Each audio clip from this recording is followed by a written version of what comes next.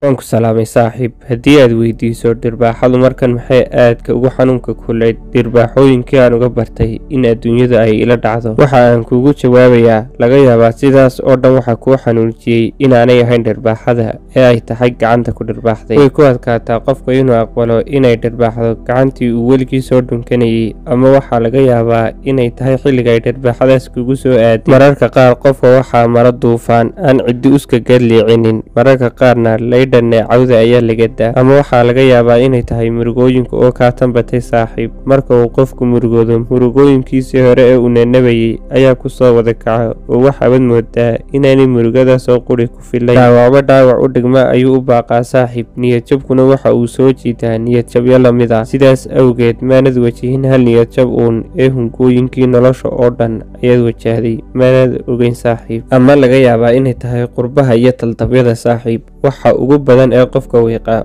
waa inuu keli noqdo. waxa uu dareemayaa inuu koonka oo dhammi dhinac ka safan yahay, isaguna uu dhinaca kale yahay, oo ay tahay inuu wajaho, isaguna uu ka maagaya aanu doonin inuu wajaho, oo uu baaladaymooniyo isagoo ka fiirsanayo koonka weyn irid uu ka baxo si uu u sii xidho marka uu dhaafo. nabaadiina saaxiib. waan ku salaamay saaxiib. haddii aad igu tidhaahdo waan ku hangoobay saaxiibaday, waxa aan ku leeyahay lagugu hangoobo saaxiibada ee dhibta jirta waa in magaca saaxiibaad ugu yeedhay qof kastoo aqoon guud kaala dhaxayso. goor iyo goor walba dadku waa dadka uun saaxiib. miyaadan akhrin saxiixulbukhaariga oo aadan ka baran sida uu nebigu sallallahu calayhi wasallam yidhi dadku waa sidii kadin boqol geela oo ay adag tahay inaad ka weydo mid haldoora. reer miyiga ayaa hore inoola taliyey oo markii ay yidhaahdeen dadka aqoonta guud isu leedihiin badis saaxiibadana yaree ee innaga ayaa wax ku qaadan weynay. baro sida aad isaga fududayn lahay saaxiib. in badan oo dadka ka mid ah warar saa'ida oo culays uun kugu beelinaya. baro sida wax loo xusho, inta xulkaana maydho oo isku xeer. dadka waxaa kala hufa oo kala haadiyo mowqifyada iyo dhacdooyinka. qofka gacantiisa kaaga tiray ilintu lama mid aha ka kugu yidhi ha ooyin, ka ku yimid xilligii aad ugu niyada xumayd ee intuu gacanta si xoogan kugu qabtay kugu yidhi aniga ayaa kula jira. lama mid aha ka kugu yidhi haddii aad wax u baahato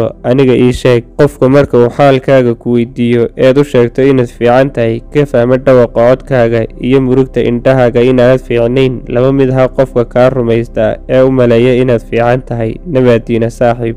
waan ku salaamay saaxiib. waxaad leedahay waxa uu ahaa sanadkun oo waa ilaahay mahadii inaynu soo badbaadnay. haddii aad badbaadada uga jeedo inaynaan dhimanin, oo waa dhab inaynu badbaadnay, balse maana fahmin badbaadada aan ahayn inaynu jidka siraad ka talowno. wixii intaas ka sokeeya waa guul barkumataala oo aan sii ridnay. saaxiib, maaha guul inaad noolaata, malaha jab inaad dhimato, ee sirtu waa sida aad u nooshahay iyo waxa aad la dhimanayso. haddii ay noloshu tahay badbaado, way badan yihiin badbaadiyayaashu. haddiise jabku yahay dhimashada, ugu dambaynta dhammaanteen waynu jabaynaa saaxiib. qodobka ay tahay inaynu daymo badinaa waa sida uu noqon doono habeenka inoogu horeeya qabrigu. ma boqol ka mida hogaga naarta, mise beer ka mida beeraha jannada. bal suurahayso arrinku sida uu u fudud yahay, haddana wuu adag yahay. shahaadada PhD-ga ee aad sidataa maalinkaas waxba kuu tari mayso mar haddii aanu qalbigaagu xifdiyin casharka fasalka koowaad ee bilowga ee odhan jiray waa kuma rabbigaagu, waa tee diintaadu, waa kuma nebigaagu. nabaadiina saaxiib.